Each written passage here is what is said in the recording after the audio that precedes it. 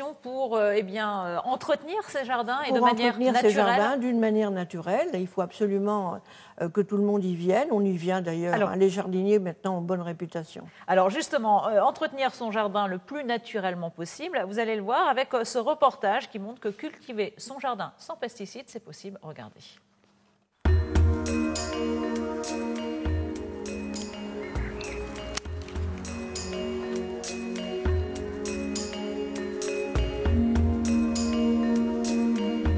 Avant, comme tout le monde, il y a 20 ans, je jardinais, j'utilisais un motoculteur, j'utilisais du Roundup. Et puis, je me suis rendu compte que, contrairement à ce qui était noté sur les étiquettes, c'était dangereux. J'ai lu des études, je me suis documentée et j'ai vu que, en fait, il valait mieux se passer de ce genre de produit. Donc, j'ai cherché des méthodes naturelles. Il n'y a aucun produit chimique dans mon jardin, j'en utilise pas. Pour me passer des produits chimiques, je remplace par des purins, je remplace par des auxiliaires, comme par des insectes, par les canards, par les poules qui m'aident aussi au jardin. Alors concrètement, pour ne pas utiliser de pesticides, par exemple, pour tout ce qui est limaces, je suis aidée dans la nature par les carabes, qui sont des petits coléoptères mangeurs de limaces, ou bien j'ai maintenant des canards coureurs indiens qui m'en mangent une partie aussi. Pour éviter les apports extérieurs chimiques, par exemple au niveau des choux, je mélange les choux avec beaucoup de plantes aromatiques. Comme ça, les papillons sont un peu déroutés et ils ne trouvent plus forcément les choux. Après, quand il y a des chenilles, je les enlève à la main, tout simplement. Alors j'ai des nichoirs dans le jardin pour accueillir tout ce qui est petits oiseaux, mésanges, parce que ça mange aussi beaucoup de pucerons, beaucoup de petits insectes. J'ai des orties dans mon jardin parce que je les mange également, mais ça me permet de faire du purin d'ortie parce que lui aussi est plein d'azote et un fertilisant et un répulsif. C'est mon jardin qui produit 99% de ce que je mange en fruits et légumes. L'objectif est de pouvoir me nourrir sainement avec des bons produits. J'adore aller le matin faire le tour du jardin, cueillir, regarder ce qu'on va pouvoir faire à manger.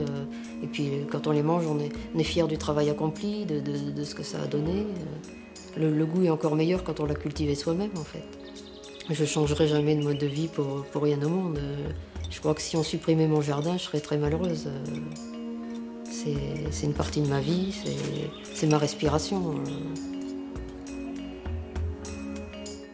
Notre respiration à tous, ces jardins, Françoise Drolet. C'est un lieu vraiment où on peut se recueillir, où on peut réfléchir. Être apaisé, réfléchir. Et puis surtout se renforcer. Et c'est l'intérêt de ces rendez-vous, c'est de pouvoir rencontrer tous ces passionnés qui nous livrent un peu chacun leurs recettes, leurs petits secrets. Dans notre région, on est très très riche. Et un jardinier n'est jamais avare de conseils. Voilà, parce qu'il a l'amour de transmettre aussi. Il aime beaucoup de montrer ce qu'il fait, tout à fait. Alors, pas moins de 53 jardins qui pourront être visités dans la région. Jardin, oui. Voilà, des jardins que l'on peut retrouver dans cette brochure que vous éditez, Parc et Jardin, par votre association, qu'on peut télécharger d'ailleurs sur Internet également. Et alors, vous précisez qu'il faut quand même se renseigner avant d'aller chez les particuliers, parce que quelquefois il y a des changements par exemple, entre l'inscription au au départ. Rendez-vous au jardin, vous trouverez immédiatement tout ce qu'il y a, sans compter dans notre région. Mais si vous vous déplacez durant le week-end, vous allez dans l'Aisne ou dans la Somme, vous trouverez également rendez-vous au jardin. Votre coup de cœur pour terminer?